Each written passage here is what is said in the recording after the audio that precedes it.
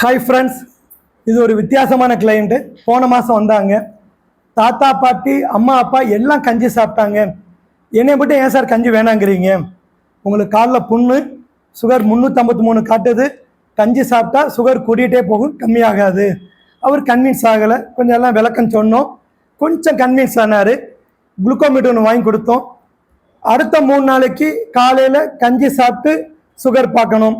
அதுக்கடுத்த 3 நாளைக்கு காலையில் இட்லி சாப்பிட்டு சுகர் பார்க்கணும். அவரோட கன்டென்ஷன் என்ன? இட்லி சாப்பிட்டா சுகர் கூடும், கஞ்சி சாப்பிட்டா சுகர் கம்மியாகும். ஸோ இந்த டெஸ்ட் பண்ணோம். 1 வீக் கழித்து வந்தார். ரிப்போர்ட் பார்த்தோம். அவர் மன்னிப்பு கேட்டார். சார், நான் அவங்க சொல்ல ஏற்றுக்கவே இல்லை. ஆனால் கஞ்சி சாப்பிட்டா அன்றைக்கி எல்லாமே எனக்கு சுகர் 300 to 350 போச்சு.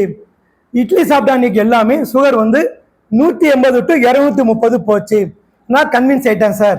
எங்கள் வில்லேஜில் சுகர் உள்ளவங்க கிட்டத்தட்ட 3/4 பேர் அரிசி கஞ்சி தான் சாப்பிட்றாங்க.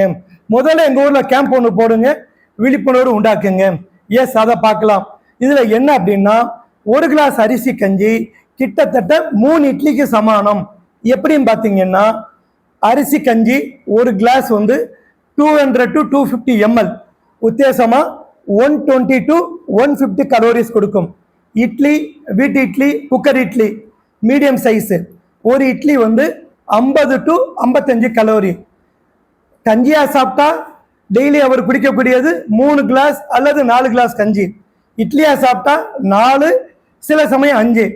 கால்குலேட் பண்ணுங்க, எது சுகர் கூடும் உங்களுக்கே தெரியும். அடுத்ததா, இட்லியில் உளுந்து உள்ளதுனால புரோட்டீன், ஒரு இட்லிக்கு உத்தேசமாக 1.5 கிராம் புரோட்டீன். அப்போ 4 இட்லி சாப்பிட்டா 6 கிராம்ஸ் புரோட்டீன் சாப்பிட்டா சட்டைட்டி இம்ப்ரூவ் ஆகும், வயிறு ஃபுல்லாகும், அடுத்து பசி உடனே எடுக்காது. கஞ்சியில் அப்படி இல்லை. அதே போல் கஞ்சியில் கிளைசிமிக் இண்டெக்ஸ் அதிகம் இட்லியை காட்டிலும்.